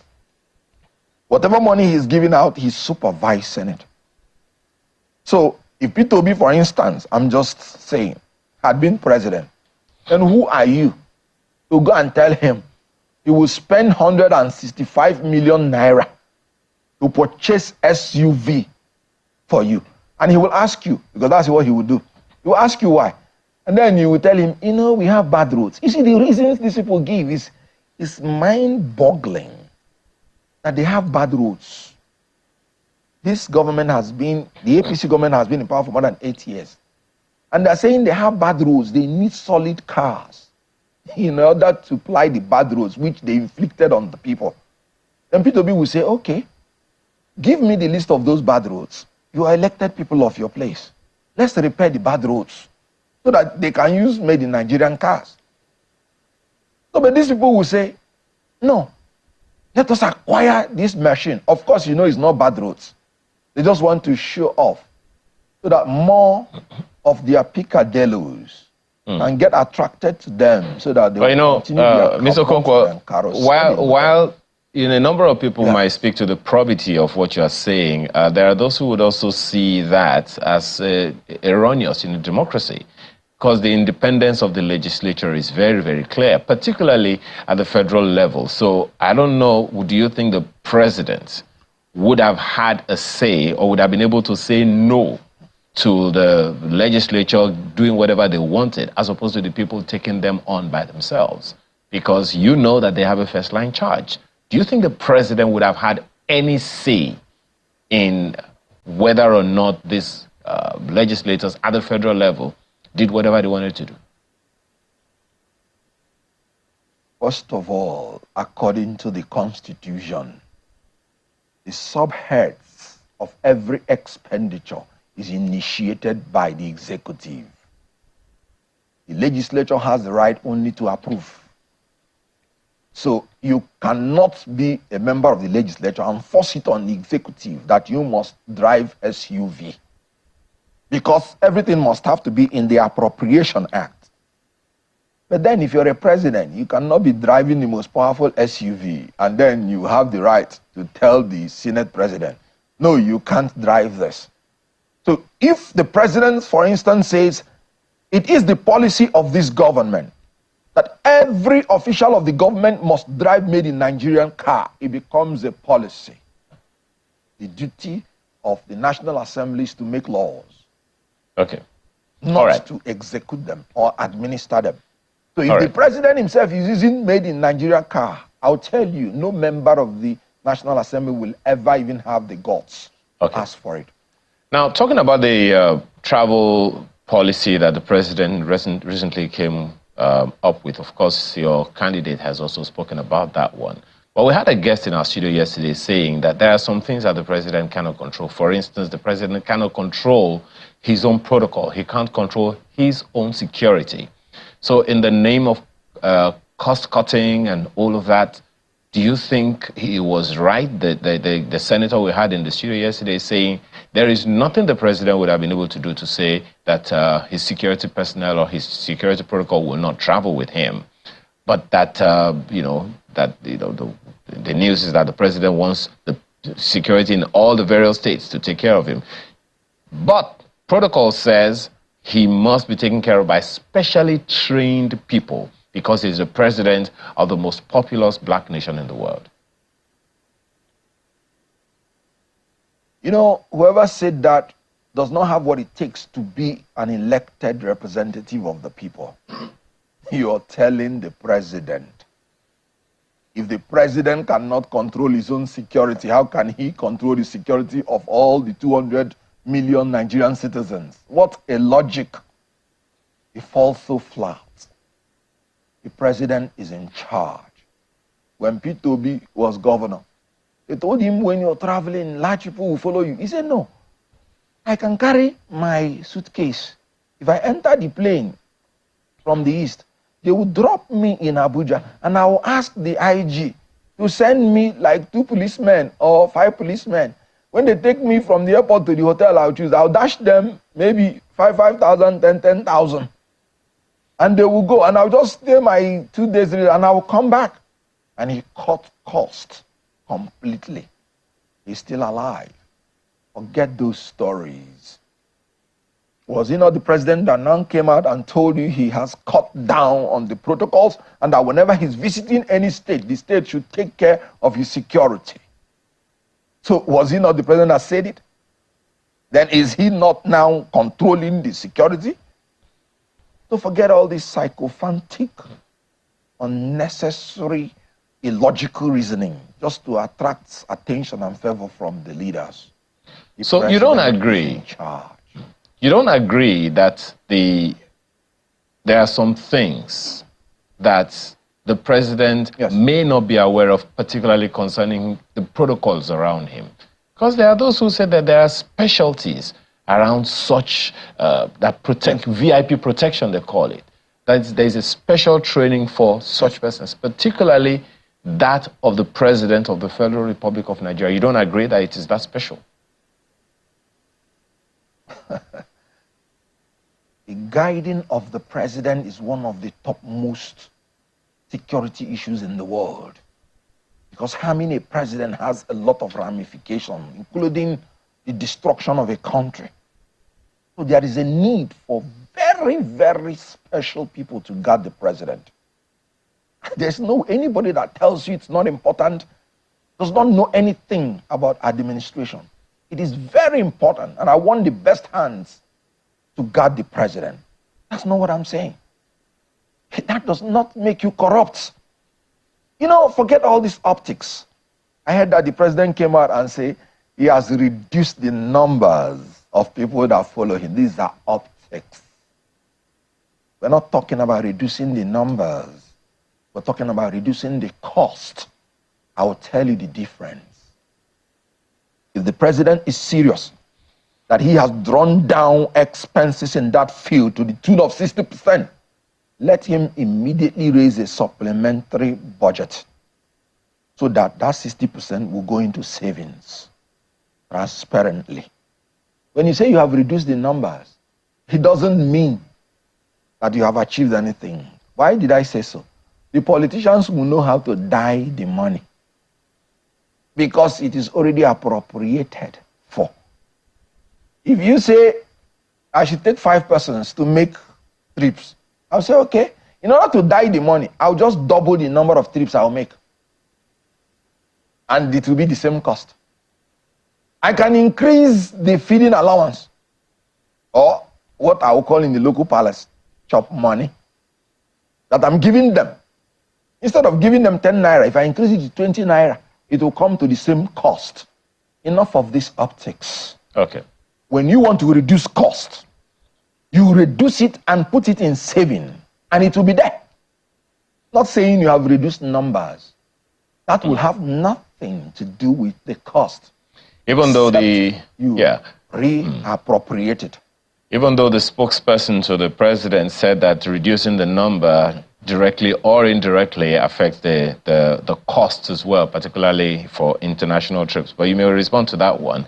But the question that I'd like to ask you next before I toss back to my colleagues, just 1 second. You can take the two together, but the question I'd like you to speak to Nigerians about now is the rhetorics that should be following some of the actions of the president. What would you be saying to young people right now? You also said something that there are some steps that the president has taken that are commendable and we should give it to him. But that's not the rhetoric that a good number of people hear. What should Nigerians be doing? Because at this moment, we have a president in office. At this moment, we have governors in office who, one way or the other, a number of people are saying they're not really cooperating with the federal government. How should that collaboration happen between federal and state governments, and what should Nigerians be looking out for to ensure whether or not those collaborations are working? Well, first of all, the word commendability is your word, not mine. I never said there are things that they have done that should be commended. I said there are 2 achievements that they have made, and that is consumption and corruption. If you would commend these things, I would not commend them. I would rather condemn them, because we're talking about shifting emphasis from consumption to production. And what they have been doing since they came in is consuming, not producing. And of course, in a corrupt manner. Corruption is the abuse of public power for private gain. The dictionary will tell you that corruption means the fraudulent and dishonest conduct of people in power, specifically involving bribery, typically involving bribery. I don't need to tell you, that is what has just been going on. You can imagine a ministry called Special Purpose Vehicle. I think that should be the best name for the social investment program or humanitarian ministry. Can you imagine this ministry that is devoted purportedly to help the poor and the vulnerable? Okay, let us even assume, without conceding, that 585 million is meant for vulnerable people. And then you're spending 3-point-something billion naira for consultancy service award. When you hear such name, like I told you, it is the name politicians use to divide money among themselves and siphon it for their use. That's all. What are you consulting? Now, you're spending 3-point-something billion consultancy fee. One minister got 428 million naira of that money. And you're giving 4 states 585 million. Akwa Ibom, Cross River, Lagos, Ogun. In Lagos State, people are falling off and falling into Atlantic Ocean from the third mainland bridge committing suicide because of economic hardship. More than 20 million persons. Yet, you're dashing politicians 3-point-something billion and you're giving 4 states 585 million. Unfortunately, that 585 million wouldn't even have gotten to them. As you can see, they say it was paid into a private account, which they are still trying to sort out whether the account is existing or not. Is that what you want me to commend? I condemn it with everything that is within me. And I will tell the youths of this country, don't ever learn to be like these people. Have conscience, have character. One more thing before you go. This talk about parties, new party that Prof was talking about yesterday. Should we expect a new political party? Is Labour Party going to be part of it? What's your impression about it? You know, personally, I believe that there has to be a kind of coalition. It's always advisable because in any known democracy, two-party system will eventually be dominant. And that's the only way the opposition can make reasonable impact. And when it is an issue of Nigeria, it becomes almost mandatory. Where even if you win, you have to defend, unfortunately, your victory. So there is a necessity for that to happen. But you see, if they don't start early, grooming people who will take over the party to be people of ideology, people of character, the same virus. Would you be part of it? Infected, the other people will infect them. Will you be part of this if called upon? Watch me and watch where I am going. Where are you going? To a new Nigeria. Okay, because... And whatever is going to bring it to come to pass, I will be willing to be part of it. Maybe it's early days, and in any circumstance that I see that every of the platforms are infected and infiltrated, I will do sit-down look. Oh, okay. Because people wonder how that will play out. Because when he spoke about those other 3 persons, Atiku, Kwankwaso, Peter Obi, they all wanted to be president.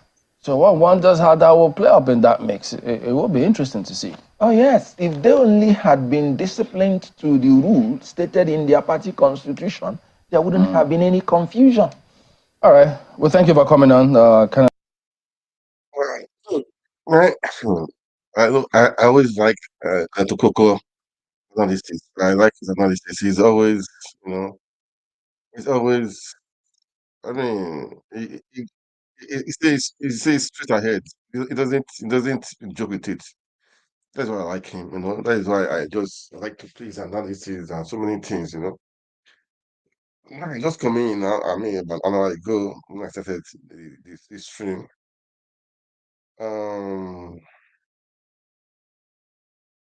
Fubara is with Tinubu.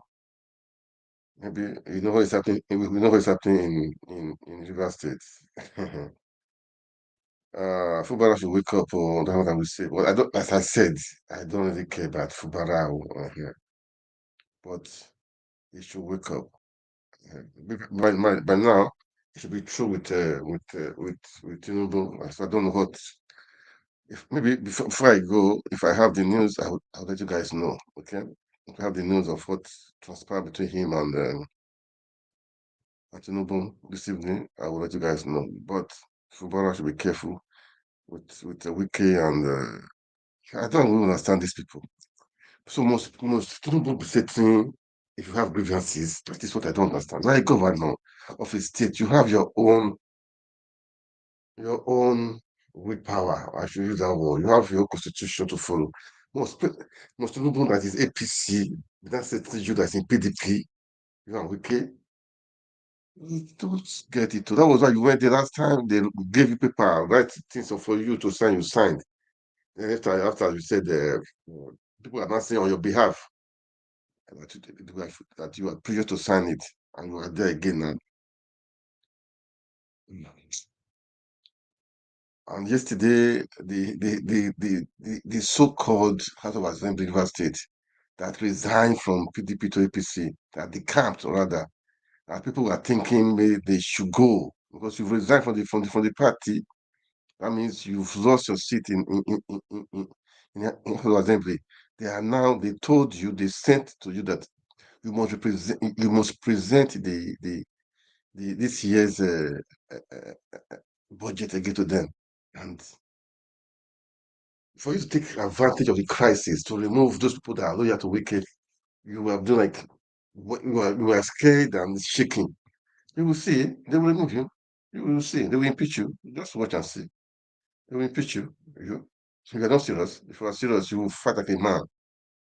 You fight like a man. I'm fighting well, you're not even fighting. He's smiling and laughing. Well, it's you guys are the same people. Though. After all, you guys took the mandate. So that is why I don't really I don't really care because you and Tinubu wicked. You also took the mandate. So it's not, I don't, it's not a new thing, okay? I don't care about you guys, all right? I just say, as I always say, all I care about is Rivers people. What they can, so there will be no killings. Because Rivers, the way they do their own is nonsense. It's nonsense. It's nonsense. Anyway, Edo State elections is up on is gathering momentum. We all know that. It's gathering momentum. We all know that. So this guy Shaibu, the deputy governor, is not gonna help the governor, and is a script that has been played out. That shows that don't ever trust politicians. Don't ever trust politicians. They will sell you out, and what we favor them, that's what that's what they go after. That is the truth. So if you're a politician, you're having a personal enemy, or you're on your own. It's on your own because they will definitely, frustrate your life. Now, Shaibu is fighting up and down. I don't know, fighting up and down. What is in his mind right now? I don't know. I mean, he's just trying to suffering and smiling, I should say. Let's listen to some analysis on the Edo We election. witness frictions between the governor, Godwin Obaseki, and his deputy, Philip Shaibu. But the dust seems to have settled. The Edo State Deputy Governor, Philip Shaibu, formally declared his intention to contest the 2024 governorship election in Edo State under the banner of the ruling People's Democratic Party, PDP, in November last year. Describing himself as 100% homeboy, an allusion to the clamor that the next governor of the state must be someone who knows the state very well and not someone imported.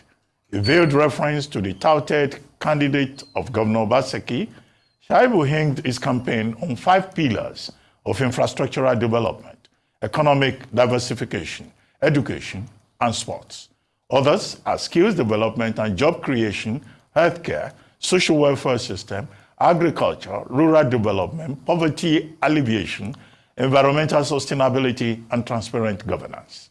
He said while working closely with Governor Godwin Obaseki in the past 7 years, a solid foundation for progress had been laid in the state.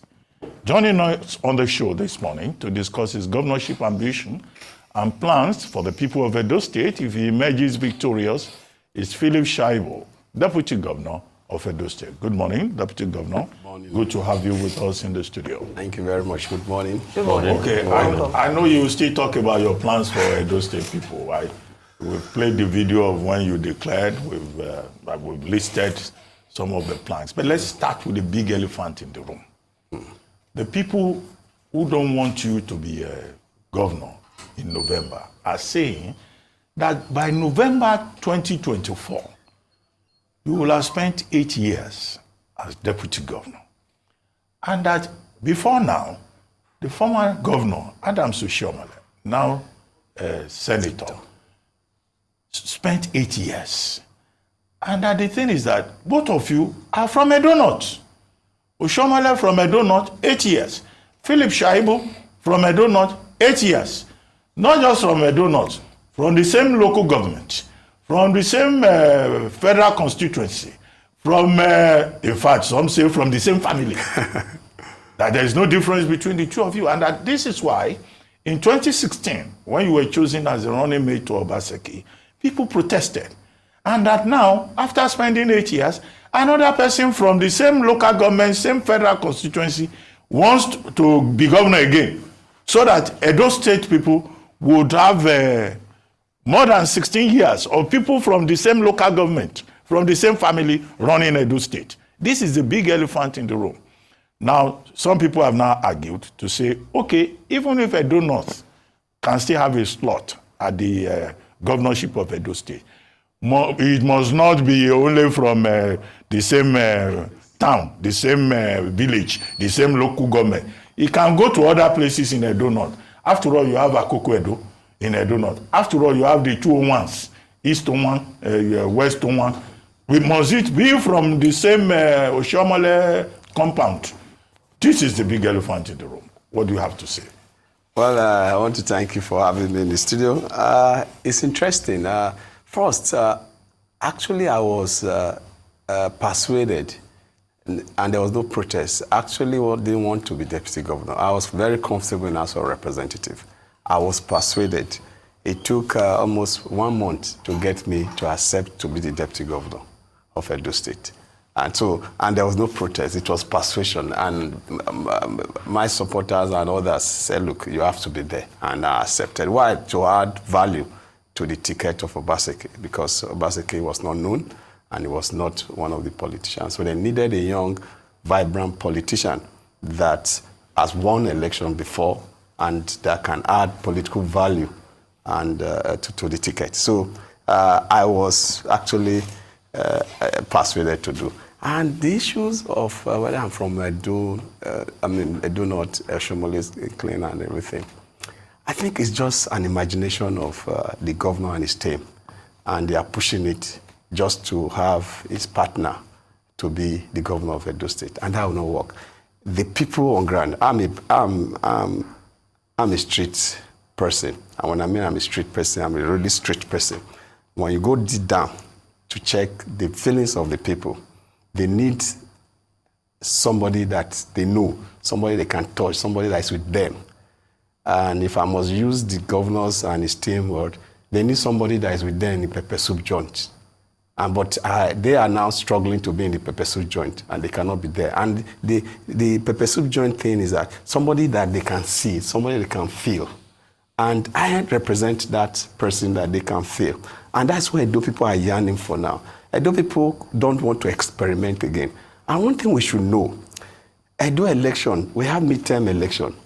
Any governor that is coming in have the first 1 year and the 3rd year to work.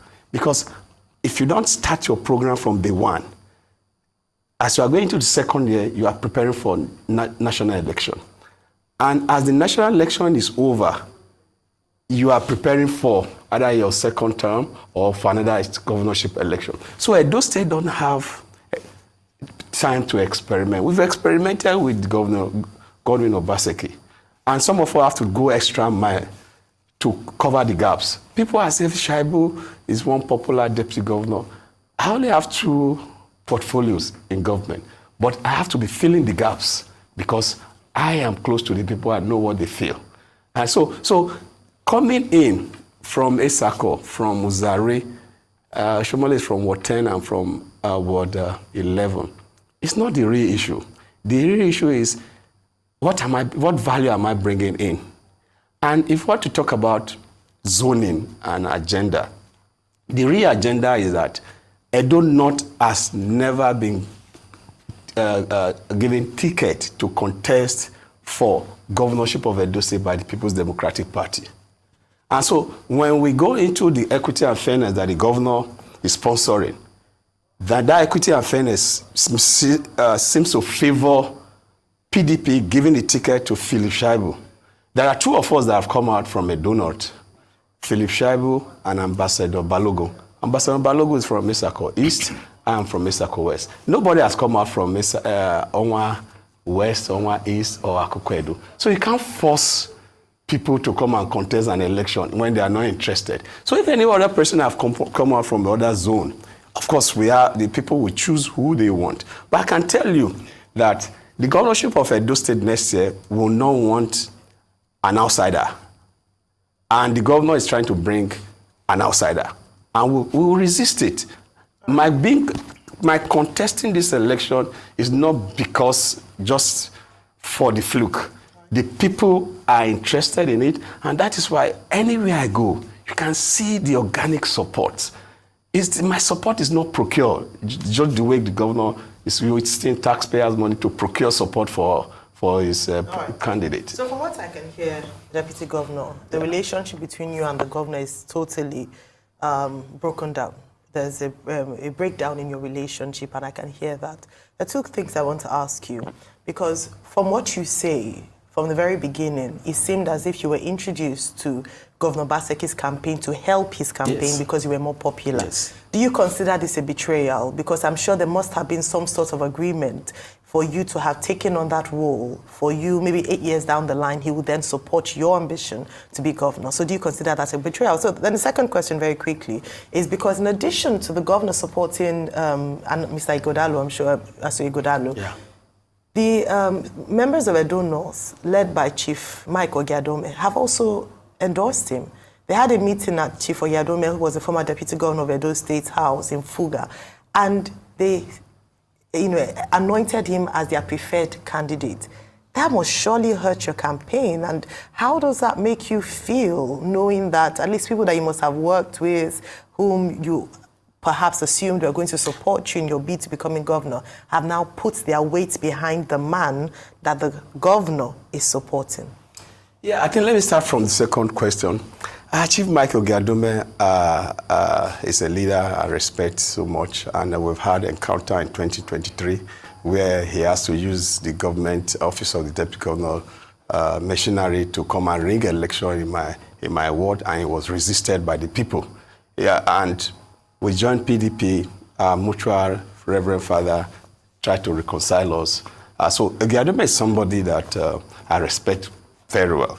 But the meeting that took place in his house is just a meeting of him and some leaders and senior special assistants of the governor and special advisor. There's no party man, party executive that were in that meeting. No, the senatorial chairman is the one that ought to call for such a meeting. And I, as the deputy governor, in quote, the leader in Edo North, by my virtue of being the deputy governor, must sanction such meeting. So the meeting was called at the instance of former deputy governor. He knows that what he has done obviously offends the office. It's just an aberration, and it's leadership, an elder trying to provoke the anger of the people. And that is why I told all my supporters not to be provoked. We should be focused. Let's face what it is. So what he has done is null and void and doesn't have any consequence. And when you look at that table, all of them that are sitting at that table, for the past 4 elections, they've not won their unit or ward, including Michael Ogiadome.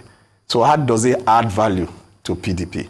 It doesn't add value to PDP in terms of the party. It doesn't add value to PDP in terms of general election, because Chief Ogiadome, former deputy governor, former deputy chief of staff, former chief of staff to the president, for the past 3 elections, he has not won his unit and ward in general election. So it doesn't have any value. But it just gives them that feeling that just to create this media hype, somebody is being supported. But that we that are playing the practical politics knows that have no consequences. They are not offended my campaign. But the first question, a betrayal. I feel betrayed by the governor. I feel very betrayed. Not just being betrayed. You see, when we go to church, there are certain biblical verses that is becoming to make meaning to me. There's this particular verse that I've been going through my mind since this incident started, especially the last one that just happened again, coming to Auchide first today. The heart of man is desperately wicked. So when I see what the governor is doing and relate it to what the verses of the Bible say, it's now making meaning to me. Because I added value in terms of my political structure, in terms of finances, in all the vehicles that were used to campaign in 2016 are mine. I added value for the second term. The second term, my not political father. Shomole is not my political father. Shomole is like a father to me because of a long-term relationship. I grew up to see him as my father. But we came into politics in Edo to fight godfatherism. And according to him, we needed to free resources that are being used to service Godfather for us to be able to develop our state. And actually, when we fought those Godfathers, frankly speaking, the money was free to do development. And that's why we now have Red Roof and all those stuff. So I bought into it. So this time, when he now wants to be Godfather, because when we're fighting Godfather, we didn't say he has to be X and X. And I saw that the governor was to be oppressed, for him to be disqualified in that manner. And for me, I hate oppression. We had to put in again. I stake my relationship. That relationship, I lost about 20% of my political capital in Edo North to support Godwin Obaseki. And in supporting him, even as deputy governor that did not have any line financially, through my friends and others, I supported the second term bid of the governor with my structure, all my vehicles, with finances.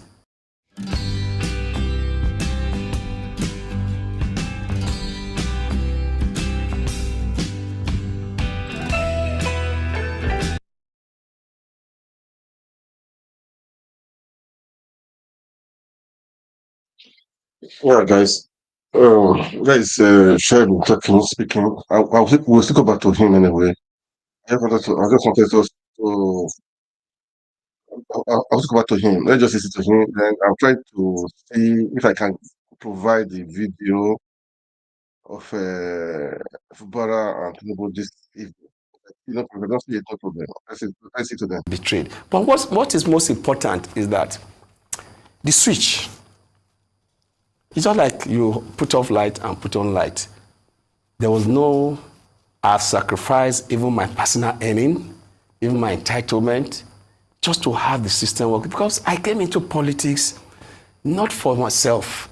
It's to fix the system. I'm coming from a background of fighting government to do what is right. Okay. As former president of NANS. So I'm in the system to show that those, we know a great thing we were doing, fighting government, to have an egalitarian society is possible. Okay. So that's why I brought him. Okay. And that is value I'm still bringing in as a governor of the Edo State. But the argument from Obaseki's camp is this, that you betrayed him. That this was not supposed to be. Your ambition and all of this fight and breakbacks, that you betrayed him. The argument a lot of people have against you is the fact that you betrayed Oshomole, your father. So you have also betrayed a lot of people. And going back to the Bible, like you were quoting, the heart of man is desperately wicked, who can fathom it and all of that. The Bible also says, do unto others what you want done unto you. But a lot of your critics are saying, you too have not done unto others what they want done unto you. They claim betrayal. Secondly, they say this your ambition too is betraying the hopes and aspirations of the Edo Central people. Where Asue Godalo, the big elephant is the room, I'm sure it's the one that you are saying we don't want foreigners in town. But they are saying since the time of the botched administration of Professor Sarami Osumbo, which is also, I hear, is also trying to run in this race, that they've had nothing in Central. That what do you want them to do? People are also saying that you don't even have your leg firmly rooted in Edo North. that you struggled to win elections there and all of that. So these are all the things they have against you. They call you a betrayal too. That's the position of Obaseki, and he constantly says it. He calls you a betrayer. And I don't know, you guys have tried settling your fight, but it's not happening again. That's why I want to ask, did he make a promise to you that he was going to give you governor when he leaves? There was no formal discussion on who becomes the governor after Obaseki. So he didn't promise you There anything? was no formal discussion on that. There was no formal discussion on that. What betraying? Well, if anybody says I betray Shomole, then the person is not correct. Why it's not correct is that anybody that see how we started, we did a rally that Babangida was even present, where we said no to Godfatherism, one man, one vote, one Philip Shaibu, one vote, one Shomole, one vote.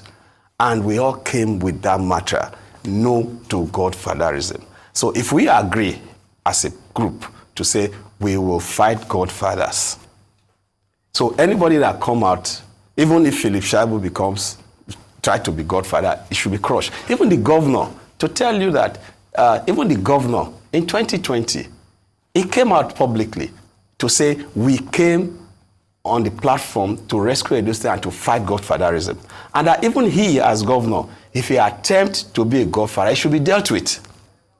So if you are talking about betrayal, there's no betrayal there because it's what we all agreed. Oshomole and I and Obaseki, all of us in that rescue team in 2006, 2007, all agreed that we will come and rescue and take government back to the people. So if I, as Philip Shaibu, keep to that agreement to fight Godfather, whether it's Obaseki, whether it's Oshomole, whether it's me, we should fight against Godfather. Oshomole made you. No. Your deputy governor today, no. Oshomole had a hand in it. Yes. And you now betrayed that same man. And you're not calling him betrayer. No. This same Obaseki was the man that fought tooth and nail with the PDP when they said they should drop you as part of the ticket. He fought everything for you to get you on the ticket. Yeah. But now they say you are betraying him. Okay, Oshomole did not make me. No. Who influenced you being deputy governor? Yes, he was one of them. But in terms of political, he didn't make me. Okay. I was former president of NANS. I grew from the rank, from class rep to welfare secretary of Student Union, University of Georgia, to the coordinator of Abacha Must Go in this country for 2-3 years. While Kanu was doing man march in Abuja, I was doing anti-Abacha with Ganifa Ami and Beko Rasokuti here, where I was arrested in Yaba and taken to Gusha prison. So I have my history. I became member of Edo State House of Assembly before Oshomole became governor. I organized the first political meeting for Comrade Adnan Saliu Oshomole. I organized it. I created 2 groups, Oshomole Youth Alliance from the Student Union Group and People's Movement for Oshomole.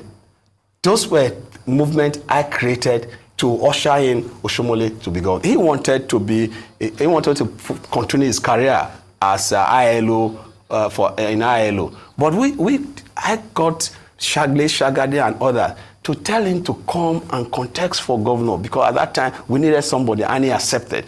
So in terms of who was in politics first, I worked for all of them. So in terms of for Oshomole to be governor, I created the first major structure, the second major structure from the Youth Alliance.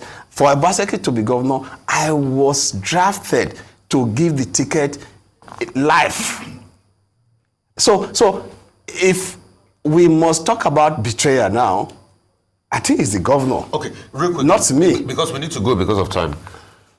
I want you to campaign to the people of Edo Central that think it's supposed to be their turn now, but you from Edo North wants to take the reins as against their turn. What will you say to Edo Central people as they're watching? I don't think it's an Edo Central and Edo North thing. It just is those that don't have the charisma and the character to sell themselves, that play ethnic and religious politics. For Edo Central, they've had it twice. Edo North have only gotten it once. Edo South have gotten it 4 times. And I'm just told you, PDP has never given any ticket to a donut person. So for Edo Central, yep. Some of your critics say you enjoy fighting people. That you fought Oshomola, you are fighting Obaseki, and yet you want this ticket. But for you to get this ticket, you have to go through the primaries within the party. Yeah. And now you are saying the governor is supporting an outsider. Who is that outsider? Could it be Asue Ighodalo, who is from Ewohime in Edo State, who is also from Edo State, right? Yes. Will you call him somebody from Edo State? And I say, he's not from Oyo State, he's from Edo State. And he's been captain of industry, chairman this, chairman that, distinguished lawyer. Yeah. So is he that outsider that you are talking about? Because you have said they want to bring an outsider. We will resist it. Yeah. How are you going to resist it? Yeah. You will go to court. And then secondly, this Godwin Obaseki, he is on record as being the governor who has signed the highest number of MOUs. You can also take credit for that because it's a joint ticket. So what else do you want to do that will be different from his own? So what is that new thing? Are you saying that Obaseki has failed and that you are the person who can come and do something different? What exactly is in that unfinished business in that Osadebe house? Yeah, there is a lot of things that we need to deal with. I just told you infrastructure need to drive everything we want to do in the state. Majorly, if you check our growth, it's been, it has increased, but at slow pace. And some of the indices that shows that we can do better is to massively face infrastructure, road infrastructure especially, and electricity. We've done some part in terms of electricity. We now have Osiomo power plant. But in terms of transportation, the roads are very, very bad, especially the federal roads. When I become the governor, I will deal with issues of federal roads by creating the old road. We are going to build rail tracks on the old roads.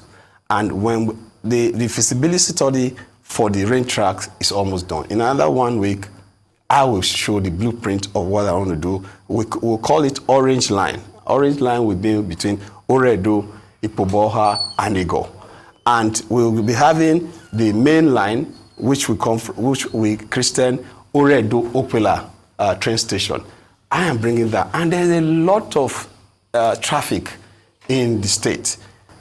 From Limit Junction, we're going to be having an overhead bridge. From Adeswa Junction, we're going to be having an overhead bridge. From 3rd and 2nd Circular, we're going to be having an overhead bridge, and Rama Park.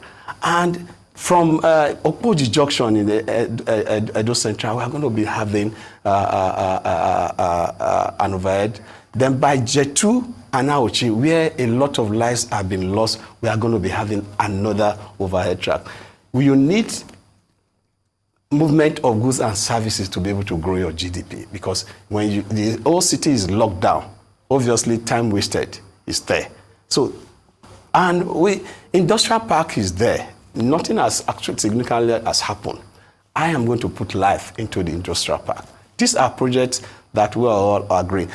I'm going to be creating over 20 to 30,000 jobs from sports alone. And I'm going to, agriculture will have a face. I'm going to be having cluster of cash crops in various areas, and I'm going to work with federal government and CBN to introduce an agricultural bank. And we are already. Hey guys, I'm going to stop here for today. So please kindly like, share, and make comments, and we'll be back again. All right. And let me just, I think we're not going to agree for anybody. Okay. We're not going to agree for anybody. Let me play that one. But the army has said, make we agree. So army has said, make we agree. Okay. People are saying we should not agree for anybody. Okay. But anyhow, we don't agree for anybody. Thank you guys for watching. And God bless you all. Kindly like, kindly share. And we need to make Nigeria work, okay? Let's make Nigeria work. That is what I'm going to say. Our mission Thank you guys for is watching. clear on what needs to be done in winning the war against the terrorists and their cohorts across the country. We're not going to brief for anybody. This is the army. But We have demonstrated our commitment okay. But please let by brief for our anybody. actions That means that we should not allow to win terrorists. this war. We should not be terrorists. All right, guys. That's on the latter note. Troops will therefore act with tremendous force. Good night. And God bless you all. Achieve the tasks ahead as we progress in the year 2024. Having said that, I will say this. This year, 2024, I urge citizens of this country to see security as a collective responsibility of all. Therefore, no greed for terrorists, no greed for perpetrators of insecurity. And let me say again, on this note, that the new slogan for 2023-24 for our young ones is no degree for anybody. We have been informed from our intelligence that this slogan is coming from a revolutionary sector that may likely cause problem across the country. No degree for anybody is being seen as just a normal talk. But in security business, in security community, we have seen it as a very, very dangerous slogan that can trigger crisis.